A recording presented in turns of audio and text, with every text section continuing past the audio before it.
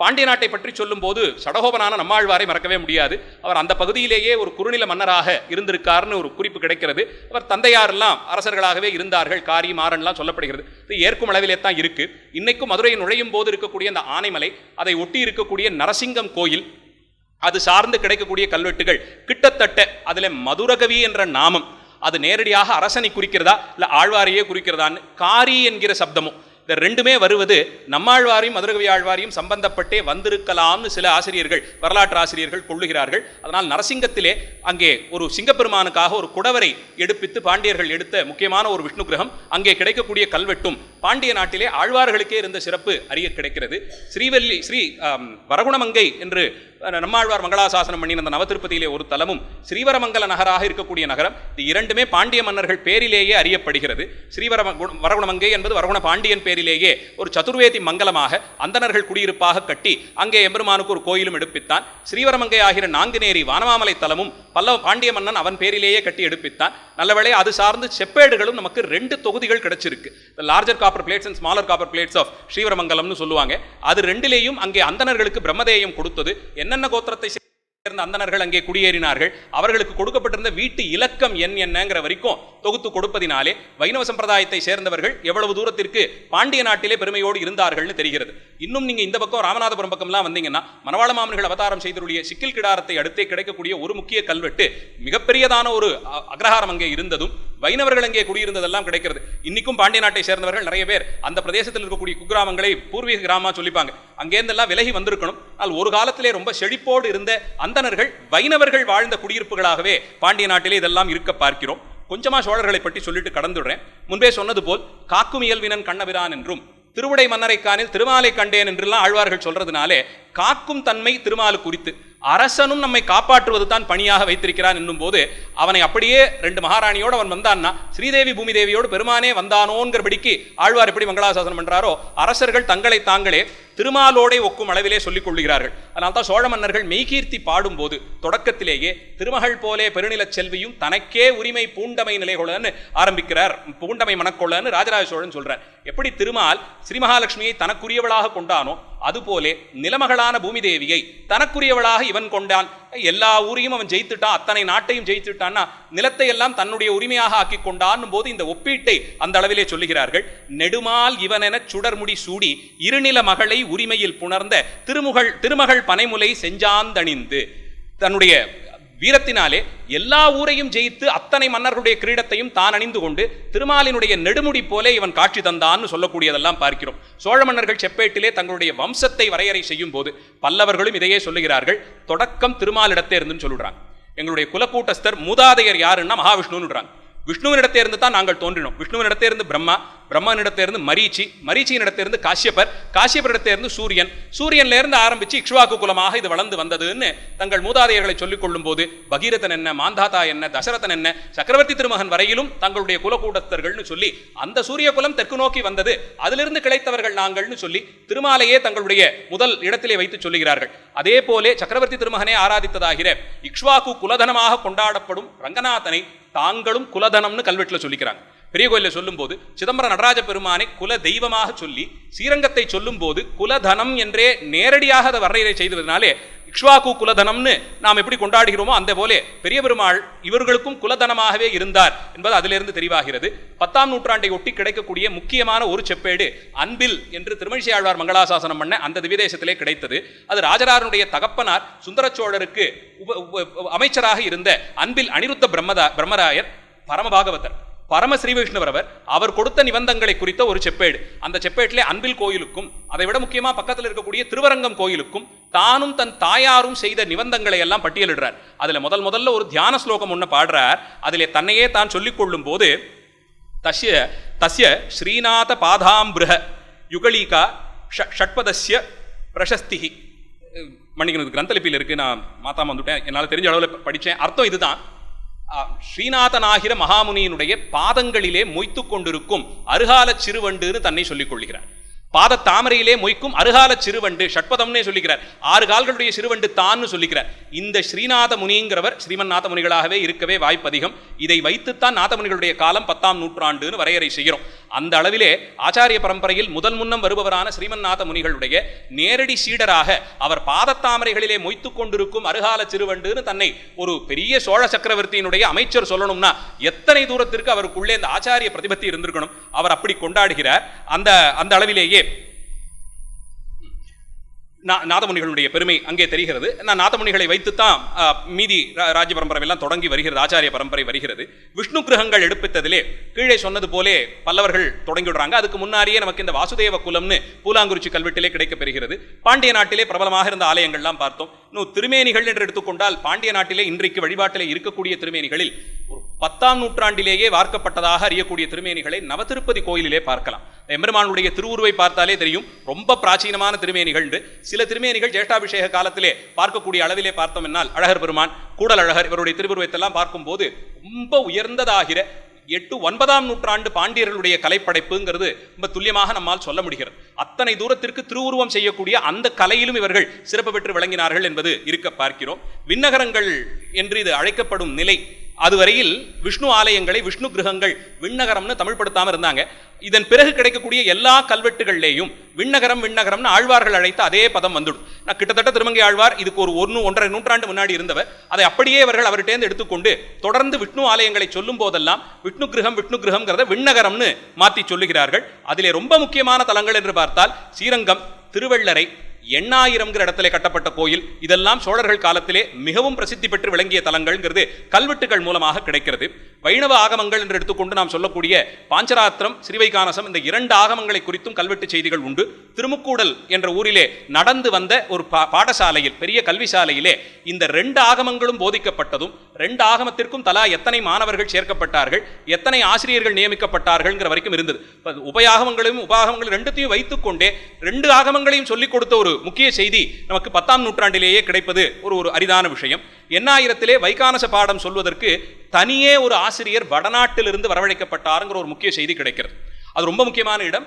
ஆசிரியர்கள் இங்கே இருந்து அங்கே போவதும் அங்கே இருந்து இங்கே வர்றதெல்லாம் அவரவருடைய திறமைக்கேற்றார் போலே. இப்போ பண்றோம் இல்லையா எக்ஸ்சேஞ்ச் ப்ரோக்ராம்னு, நாட்டை விட்டு இன்னொரு நாட்டுக்கெல்லாம் போறாங்களே, அந்த மாதிரி ஒரு எக்ஸ்சேஞ்ச் ப்ரோக்ராம் மாதிரி இங்கே இந்த வைகானச சாஸ்திரம் சொல்றதுக்கு மட்டுமே அங்கிருந்து அந்த ஆகமத்திற்காக சிலர் அழைத்து வந்தார்கள் என்பது தெரிய வருகிறது. கோயிலை குறிக்கும் போது கல்வெட்டுக்களே ஸ்ரீகோயில் சொல்ற ஒரு மரபு இருக்க பார்க்கிறோம். திருவரங்கமாகட்டும், திருமாலிருஞ்சோலை, எதை சொன்னாலும் ஸ்ரீகோயில் என்று சொல்லுவார்கள். ஸ்ரீகோயில் நம்பாய் நிரப்பினாரை பிராது விடில் வேதம் வல்ல பிராமணனையே ஆராதிக்க இடுவதாகவும் நம்பர்கள் நம்பிமார்னு சொல்லித்தான் அர்ச்சகர்கள் கல்வெட்டிலே அழைக்கப்படுகிறார்கள். எப்போதுமே அர்ச்சகர்களை சொல்லும் போது நம்பிமார் தான். ஸ்ரீ வைஷ்ணவ அர்ச்சகர்களை மட்டுமே சொல்றேன், சிவாச்சாரியர்கள் இல்லை. ஸ்ரீ வைஷ்ணவ அர்ச்சகர்களை எப்போதுமே கல்வெட்டுகள்ல நம்பிமார்னு அழைக்கிறாங்க. திருவரங்கத்திலே இன்னைக்கும் 10 கொத்தாக பிரித்த இடத்தில் 2ஆவதோ 3ஆவதோ இடத்திலே இவர்கள் அர்ச்சக சுவாமிகள் வருவாங்க. அவங்களுக்கு அங்கே பாகவத நம்பிமார்னு தான் பேர். அர்ச்சகர்களுக்கான கட்டியமாக இன்னைக்கும் அவர்களை அழைக்கக்கூடிய அருளப்பாடு பாகவத நம்பிமார்னு தான் இருக்கு. இந்த நம்பிமாருங்கிற பட்டம் அர்ச்சகர்களுக்கு 10ஆம் நூற்றாண்டு கல்வெட்டிலேயே கிடைக்கப்பட்டதை பார்க்கிறோம். சென்னையை எடுத்திருக்கக்கூடிய உத்திரமேரூரிலே முக்கியமான அந்த குடவோலை கல்வெட்டு எல்லாரும் அறிந்திருப்பீர்கள். பராந்தக சோழன் காலத்திய குடவோலை கல்வெட்டிலே அந்தணர்களுக்கான வாழ்விடத்தை பிரித்து கொடுக்கும் போது 12 பகுதிகளாக பிரித்து கொடுக்கிறான். செக்டார்ஸ் மாதிரி இத்தனை வீடு அடக்கினது ஒரு பகுதி, இப்படி 12 பகுதி. அந்த 12 பகுதிக்குமே ஒவ்வொன்றிற்கும் 12 திருநாமத்தினாலேயே பெயர் சூட்டுகிறான். ஒவ்வொரு பகுதிக்கும் நேரடியாக அப்படியே வருது. கேசவச்சேரி, மாதவன், கோவிந்தன், விஷ்ணு, மதுசூதன், திரிவிக்ரமன், வாமனன், இரிடிகேசன் வரை அத்தனை பேருக்கும் 12 பேருக்கும் 12 சேரிகளும் 12 திருநாமத்தாலேயே சாற்றி ஒவ்வொன்றும் ஒரு சேரி. மதுசூதன சேரின்னு எடுத்துக்கிட்டா அங்கே இத்தனை வீடுகள், அதிலே இந்தந்த வேதம் வல்லார்கள் இத்தனை பேர், அவரவர்களுக்கான வீடு இங்கே, இது கதவு இலக்கம், தெரு எண், இது வரைக்கும் இப்படி போட்டு மிக நீளமான ஒரு கல்வெட்டாக அங்கே கிடைக்கக்கூடிய கல்வெட்டு. இப்போ 12 நாமத்தை இவர்கள் எவ்வளவு உகந்திருந்தார்கள். 12ஆக பிரிக்கிறதுனா இந்த துவாதச நாமத்தையே எடுத்துக்கொள்ளக்கூடிய அளவிற்கு இவர்களுக்கு அதிலே ஒரு பிடிப்பு இருந்தது தெரிய வருகிறது. திருமாலினுடைய வடிவங்களை சமைக்கும் போது சோழ பேரரசில் நின்றான், இருந்தான், கிடந்தான்கிற இந்த 3 வடிவங்களுமே பிரசித்தமாக இங்கே இருக்க பார்க்கிறோம். இது பல்லவர்கள் காலத்திலிருந்தே தொடர்ந்து வந்து விடுகிறது. வீச்சிருந்த கோலம் அது ரொம்ப தொன்மையானது என்றும், கிடந்த கோலம் அதற்கும் தொன்மையானதுன்னு பார்க்கப்படுகிறது. திருமாலை கிடந்த கோலத்திலே ஆராதிப்பது இருக்கிறதுலே பழமையானதாக கிடைக்குது. நான் வட இந்தியாவிலே கூட கிடைக்கக்கூடிய கோயில் சிற்பங்களை பார்த்தால் சயன கோலத்திலே ஆதிசேஷன் பேரிலே சயனித்திருக்கக்கூடிய கோலம் காலத்தினாலே தொன்மையானதுன்னு நாம நிச்சயமாக எடுத்துக்கொள்ள முடிகிறது. பராந்தக சோழனுடைய ஒரு அழகான கல்வெட்டு ராமனுக்கு ஆலயம் எடுப்பித்த போது இந்த ராமனுடைய திருநாமத்தை அழகா தமிழ்படுத்தி கொடுக்கிறார். ஸ்ரீ பராந்தக தேவர்க்கு ஆண்டு 7வது ஜெயங்கொண்ட சோழ மண்டலத்து களத்தூர் கோட்டத்து தனியூர் ஸ்ரீ மதுராந்தக சோழ சதுர்வேதி மங்கலத்து திருவயோத்தி பெருமாளுக்குன்னு ஆரம்பிக்கும் அந்த கல்வெட்டு.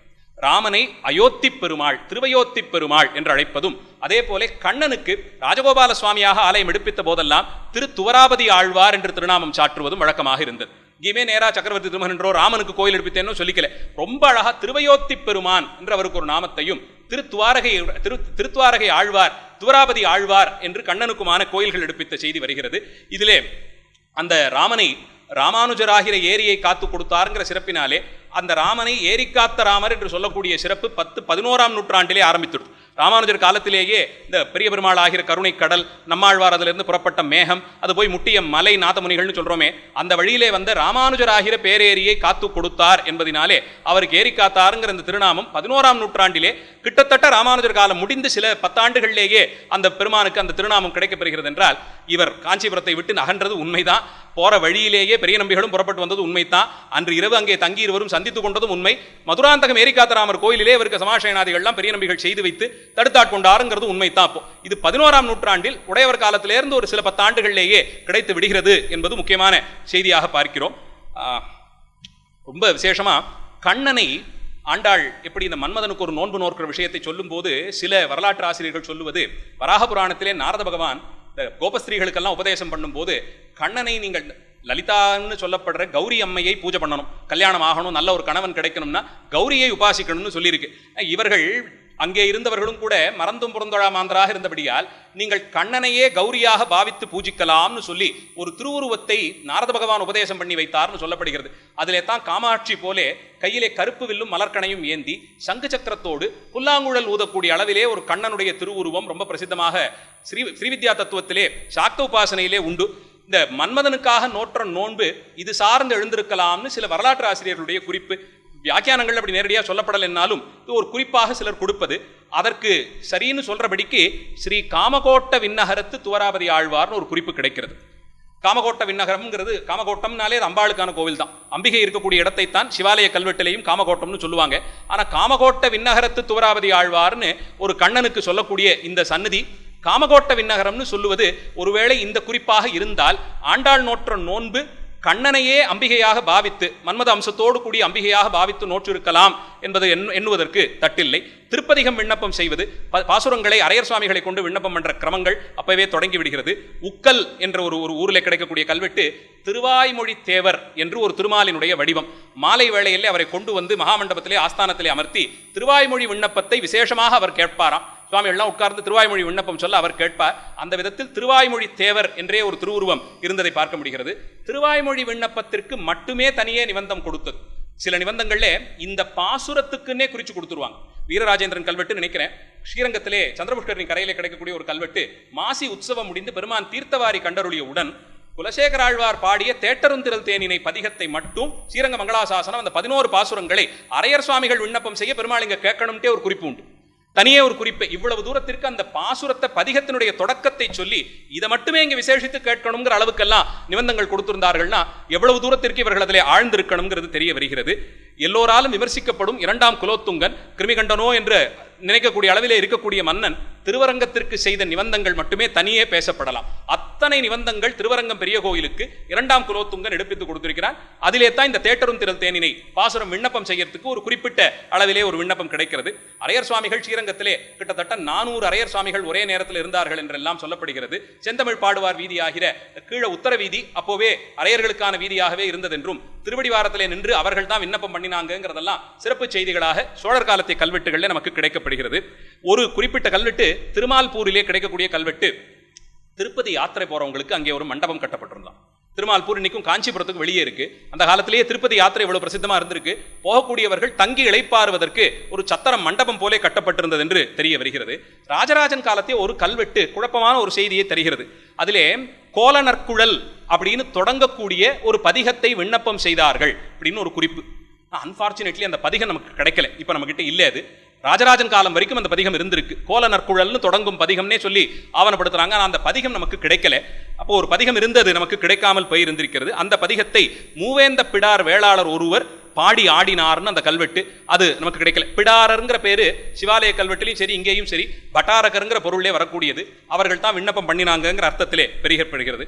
அதே போல் அத்தியூர் திருவத்தியூர் கல்வெட்டு ஒன்றிலே பொய்கை ஆழ்வார் காஞ்சிபுரம் அத்தியூர் பெருமான் விஷயமாக பாடிய பாசுரத்தை பற்றி ஒரு குறிப்பு வருகிறது. அந்த பாசுரமும் நமக்கு கிடைக்கல.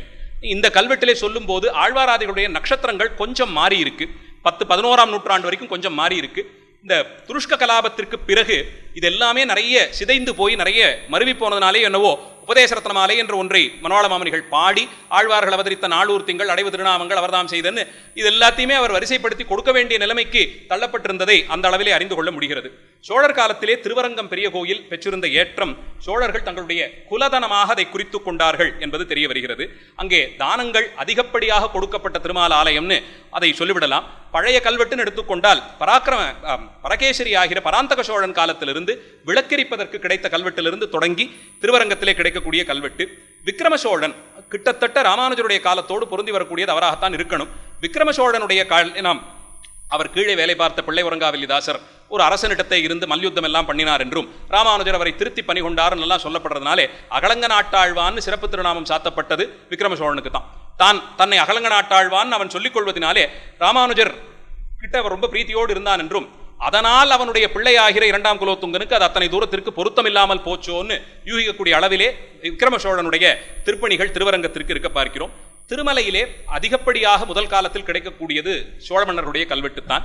அங்கே இருக்கக்கூடிய இன்றைக்கும் வழிபாட்டிலே இருக்கக்கூடிய மூலவர் திருவடியிலேயே இருக்கக்கூடிய அந்த எம்பெருமான் சிறிய அளவிலான மூர்த்தம், அந்த மூர்த்தத்தை வார்த்து கொடுத்த ஒரு பல்லவ பெண், பல்லவ இளவரசி அதை வார்த்து கொடுத்து மார்கழி மாச துவாதசி அன்றைக்கு திருமுலை அட்டி, வைகுண்ட ஏகாதசிக்கு அடுத்து வர துவாதசி அன்று திருமுலை அட்டி 10 நாள் திருநாள் கொண்டாடுவதற்கும் புரட்டாசி திருவோணத்தை தீர்த்தமாய்க் கொண்டு திருவிழா எடுப்பிப்பதற்கும், அப்ப இன்னைக்கும் நடந்து கொண்டிருக்கக்கூடிய புரட்டாசி சிரவணத்தை தீர்த்தோத்சவமாக கொண்டு நடக்கக்கூடிய புரட்டாசி பிரம்மோத்சவம் சற்றேறக்குறைய 1300 ஆண்டுகள் பழமைன்னு எடுத்துக்க முடியும்.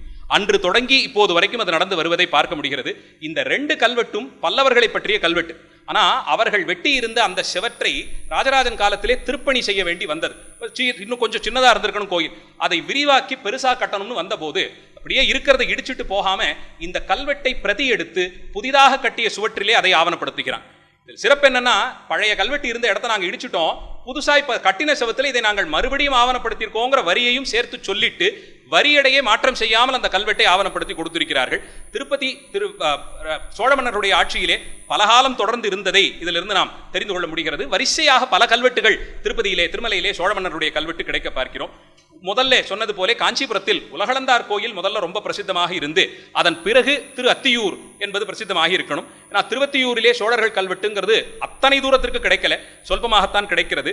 அந்த அளவில் அங்கே இருக்கக்கூடியது ஒரு முக்கிய கல்வெட்டு ராமானுஜருக்கு திருவத்தியூரிலே சன்னதி எடுப்பித்ததும் அந்த சன்னதியிலே ஸ்ரீபாஷ்யம் காலக்ஷேபம் செய்து வைக்கக்கூடிய ஆச்சாரியருக்கும் கேட்க வரும் சீடர்களுக்கும் ஆன நிபந்தம் இதுவே தனியாக கொடுக்கப்பட்டது. அப்போ 11ஆம் நூற்றாண்டில் ஸ்ரீபாஷ்ய காலக்ஷேபம் நடந்ததும் அதற்குன்னு இருந்தவர்களுக்கு தனியே அரசர்கள் நிபந்தம் கொடுத்தார்கள்ங்கிற ஒரு முக்கிய செய்தி சோழர்கள் காலத்திலே திருவத்தியூரிலே வழக்கத்தில் இருந்ததாக அறிந்து கொள்ள முடிகிறது. இது இப்படி இருக்க ராமானுஜருடைய காலம் அதை சோழர்களே எல்லாருமே வைஷ்ணவ சம்பிரதாயத்திலே எந்த விரோதமும் காட்டிக்கொண்டதாக தெரியல. கிருமிகண்டனாக அறியப்படும் 2ஆம் குலோத்துங்கரும் கூட அதிகப்படியான நிபந்தங்கள் திருவரங்கம் பெரிய கோயிலுக்கு செய்ததும் ராஜமன்னார்குடியிலே இன்றைக்கும் பிரசித்தமாக இருக்கக்கூடிய ராஜகோபால சுவாமி கோயிலை முழுவதுமாக தானே எடுப்பித்து கட்டி கொடுத்ததெல்லாம் அவன் ஆவணப்படுத்தி கொடுக்கும் போது அவன் வைஷ்ணவத்தின் பேரிலோ வைஷ்ணவர்கள் பேரிலோ துவேஷம் காட்டினான்ங்கிறதை தாண்டி ராமானுஜரிடத்தே அவனுக்கு இருந்த ஒரு காழ்ப்பைத்தான் இது காட்டி கொடுக்கிறது. எந்த அளவில் இருந்தாலும் அதுக்கு நமக்கு இன்னும் நிறைய சான்றுகள் வேண்டும். எப்படி பார்த்தாலும் ராமானுஜரை அவன் பகைத்து கொண்டதும் அதனால் ராமானுஜர் திருவரங்கத்தை விட்டு நீங்கியதும் ஒரு 18 ஆண்டு காலம் திருநாராயணபுரத்திலே இருந்து அவர் மீண்டு வந்தாருங்கிற செய்தியெல்லாம் அந்த அளவிலே கொள்ளலாம். இதை 2ஆம் குலோத்துங்கன் தான் செய்தான்னு சொல்றதுக்கு அதுல நிறைய வாசி உண்டு. அது 2ஆம் குலோத்துங்கன் இல்லைன்னு சொல்லி நிறைய வாதங்கள்லாம் உண்டு. நான் அடியன் முன்வைக்கிற ஒரு முக்கிய வாதம் 2ஆம் குலோத்துங்கன் தான் இருக்கணும்னு சொல்றதுக்கு காரணம், அவன் இறந்துவிட்டு போன பிறகு இங்கிருந்து மாருதிச்சிறி ஆண்டான் புறப்பட்டு போய் திருநாராயணபுரத்திலே உடையவர்கிட்ட அந்த விஷயத்தை சொல்லி அவன் கிருமிகண்டன் மாண்டான் செய்தி கேட்டு திரும்பவும் இவர் இங்கே ராஜ்யபாரம் பண்ணினார், கோயிலை நிர்வாகம் பண்ணினார்னு சொல்லப்படுகிறது. அந்த காலத்திலே இருந்த சோழ மன்னன் 2ஆம் குலோத்துங்கனுடைய மகன் 2ஆம் ராஜராஜன் அப்ப இதற்கு ஆதரவு தெரிவித்திருக்கிறான் ஆகுது. அவனுடைய எல்லா கல்வெட்டுகளையும் பார்க்கக்கூடிய ஒரு முக்கியமான மெய்கீர்த்தி பிரசஸ்தி வச்சனம் வீழ்ந்த அரிசமயத்தை மீள எடுத்துன்னு போட்டுக்கிறான். தன்னுடைய பெருமைகளை அவன் வரிசைப்படுத்தும் போது வீழ்ந்த ஹரிசமயத்தை மீள எடுத்துன்னு சொல்லி வைணவ சமயத்திற்கே ஒரு சிரமம் ஏற்பட்டது, அதை மீண்டும் இவன் சீர் செய்து கொடுத்தான்கிற ஒரு குறிப்பு வருகிறது. இந்த காலத்திலே வேறு எந்த விதத்திலும் வைஷ்ணவ சமயத்துக்கு ஒரு ஹானி ஏற்பட்டிருக்கும்னு சொல்ல முடியாது. உடையவர் இங்கிருந்து புறப்பட்டு போய் அங்கே இருந்தது, அப்போது கோயிலிலே ஏற்பட்ட சில கலகங்கள், இதை மட்டும்தான் பார்க்க முடிகிறது. அந்த அளவில் இவன் தான் இதை மீட்டு கொடுத்தான்னு சொல்லிக்கிறான்னா இப்ப இவனுக்கு முன்பாகத்தான் வீழ்ச்சி நடந்திருக்கணும். அது இரண்டாம் குலோத்துங்கனாக இருப்பதற்கே வாய்ப்புகள் அதிகம் என்ற அளவிலே ராமானுஜரோடு ஏற்பட்ட இந்த பிரச்சனையை நாம் பார்க்கலாம். சோழர்களோடு சோழன் கோவிந்தராஜ பெருமானுடைய திருமேனியை கொண்டு போய் கடலில் இட்டது என்பதும் வரலாற்றிலே ஆவணப்படுத்தப்பட்ட செய்தி தான். இந்த ரெண்டு விஷயத்துல தான் அவன் வைஷ்ணவ துவேஷத்தை காட்டிக் கொள்கிறான். ஒன்று உடையவரோடு ஏற்பட்டிருந்த ஒரு மனக்லேசம், மற்றொன்று தில்லையிலே இருந்த கோவிந்தராஜர் திருவுருவை கொண்டு போய் கடலில் இட்டது. அதற்கு அவன் சொல்லிக் கொள்ளக்கூடிய சில சாக்குகள், ஒட்டக்கூத்தர் அவனுடைய குருவாக இருந்தவர், அவர் கடலிலே துயிலக்கூடிய பெருமானை ஊருக்கு நடுவே கொண்டு வந்தது வைத்தது யாரோ, அவரை மறுபடியும் கொண்டு போய் கடல்ல இடுன்னு சொன்னான்னு தானே தான் தக்கையாக பரணியிலே ஒரு பாடல் பாடிக்கொள்ளுகிறார். வாஸ்தவத்தில் அவர் கடல்ல தானே இருக்கணும்னு சொல்லி ஒரு சமாதானம் போல அவர் சொல்லிக் கொள்வதால் இந்த காலத்திலே தான் கோவிந்தராஜ பெருமானை கடலிலே கொண்டு போய் சேர்த்த செய்தியும் நடந்திருக்க வேண்டும். இப்ப எப்படி பார்த்தாலும் இந்த கிருமிகண்டனானவன் இரண்டாம் குலோத்துங்கன் என்று எடுத்துக்கொள்வதிலே தட்டில்லை. நிறைவாக ராமானுஜருடைய காலத்திலே இந்த ஸ்ரீ வைஷ்ணவ சம்பிரதாயம், கோயில் நிர்வாகம், அவருடைய கடைசி காலங்கள் திருவரங்கத்திலே இருந்தவர் செய்த நிர்வாகங்கள், இது குறித்தும் 12ஆம் நூற்றாண்டு ஆரம்பத்திலிருந்தே ஸ்ரீரங்கம் கோயிலில் கிடைக்கக்கூடிய கல்வெட்டுகள் மேலே ஸ்ரீமதே ராமானுஜாய நமகான்னு போட்டு தொடங்கக்கூடியதை பார்க்கிறோம். மற்றொன்று 10 கொத்து பரிவாரத்திலே ராமானுஜனுடையோம் அப்படின்னு ஒரு பரிவாரமே அங்கே அறிவிக்கப்படுகிறது. ராமானுஜனுடையார்கள் 10 கொத்திலே கோயில் திருப்பணியிலே இருப்பவர்களே ஒருவர்களாக கலந்தார்கள் என்பதும் அவர்களுக்கான அந்த அங்கீகாரமே கிடைத்தது என்பதும் 11ஆம் நூற்றாண்டிலிருந்து உடையவர் காலத்திலிருந்து ஒரு சில 10 ஆண்டுகளிலேயே தொடர்ந்து கிடைக்க பார்க்கிறோம். மடங்கள், நிறைய மடங்கள் இருந்தது. ராமானுஜர் பேரிலேயே 3 மடங்கள் அங்கே திருவரங்கத்திலே இருந்ததை நாம் பார்த்து கொள்ள முடிகிறது. ராமானுஜருடைய ஆணைப்படி கேரள தேசத்தை ஆண்டு வந்த வேணாட்டரசன் திருவரங்கம் கோயிலுக்கு ஒரு நிபந்தத்தை கொடுத்தான். அதை சொல்லும் போது மலைநாட்டு வேணாட்டடிகள் ஸ்ரீ கோதை ரவிவர்மர் மாணிக்கம், முத்து, பொன் இதெல்லாம் சொல்லி எம்பெருமானார் அருளிச் செயல் படியே கை கொண்டு, இது ரொம்ப முக்கியமான ஒரு வாசனம். உடையவர் காலத்திலேயே ஏற்பட்ட கல்வெட்டு. உடையவர் நியமித்தபடியே நான் இங்கே சேரநாட்டிலிருந்து இவ்வளவு செல்வங்களை, பொன், முத்து, மணி எல்லாம் கொண்டு வந்து திருவரங்கம் கோயிலிலே நான் சேர்ப்பித்தேன்னு கோதை ரவிவர்மன் என்ற சேரமன்னன் இதை சொல்லிக் கொள்கிறான். ராமானுஜருடைய பிரபாவம் சேரநாடு வரையில் சென்றதும் அரசர்கள் அவருடைய பெருமையை ஏற்றுக்கொண்டதெல்லாம் தெரிய வருகிறது. காவேரி வளநாட்டிலேயே அதிகப்படியான திவிதேசங்கள், சற்றேறக்குறைய பாதி திவிதேசங்கள் காவேரி சூழ்ந்த சோழ நாட்டிலேயே இருக்க பார்க்கிறோம்.